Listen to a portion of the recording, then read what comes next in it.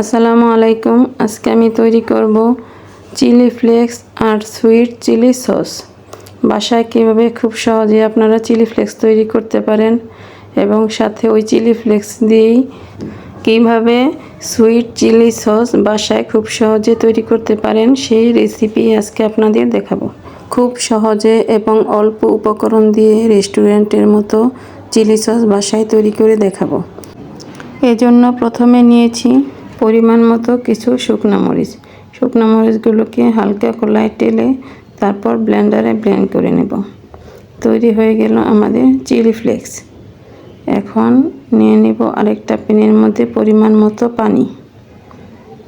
পানিটা একটু গরম হয়ে আসলে দিয়ে দেব 1 টেবিল চামচ পরিমাণ চিলি ফ্লেক্সটা দেওয়া হয়ে গেলে পানির সাথে চিলি ফ্লেক্সটাকে ভালো করে নেড়েচেড়ে মিশিয়ে নেব। অনেকটা সময় ধরে নেড়েচেড়ে মিশানোর পর দিয়ে দেব 3 টেবিল চামচ পরিমাণ চিনি আর দিয়ে দেব 1 চা চামচ পরিমাণ লবণ আর চিনিটাকে ভালো করে চিলি ফ্লেক্স আর পানির সাথে মিশিয়ে দেব। অনেকটা সময় ধরে নেড়েচেড়ে ভালো করে মিশিয়ে নেব। তারপর দিয়ে দেব কুচি করে কাটা বড় একটা রসুন। কাটা রসুনটাকে চিলি ফ্লেক্সের সাথে ভালো করে নেড়েচেড়ে মিশিয়ে নেব। তারপর একটা কাপের মধ্যে 1 টেবিল চামচ কর্নফ্লাওয়ার গুলে নেব। ওই গুলানো কর্নফ্লাওয়ারটা দিয়ে দেব। তারপর অনবরত নাড়তে থাকব যেন তলায় লেগে না যায়। এই চিলি ফ্লেক্সটা তৈরির পুরো সময়টাই নাড়ার উপরে রাখতে হবে যাতে দলা বেঁধে না যায়।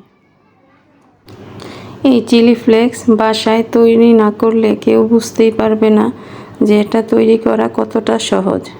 একবার বানিয়ে নিলে এটা অনেক দিন পর্যন্ত সংরক্ষণ করা যায়। এখন দিয়ে দেব 2 টেবিল চামচ পরিমাণ ভিনেগারটা দেওয়ার কারণে অনেক দিন পর্যন্ত সুইট চিলি সসটা ভালো থাকবে। বাইরে বয়মে রেখে দিলেও 2 থেকে 3 মাস এইভাবে সংরক্ষণ করা যাবে। কর্নফ্লাওয়ার দেওয়ার কারণে সসটা অনেকটাই ঘন হয়ে গেছে। এখন চুলার জালটা নিভিয়ে দিব আর একটা বাটির মধ্যে সসটাকে ঢেলে নেব। তৈরি হয়ে গেল আমাদের চিলি ফ্লেক্স আর সুইট চিলি সস। এভাবে আপনারা খুব সহজেই বাসায় তৈরি করে নিতে পারেন এই চিলি ফ্লেক্স আর সুইট চিলি সসটি। এটা খেতে যেমন সুস্বাদু তেমনি স্বাস্থ্যসম্মত।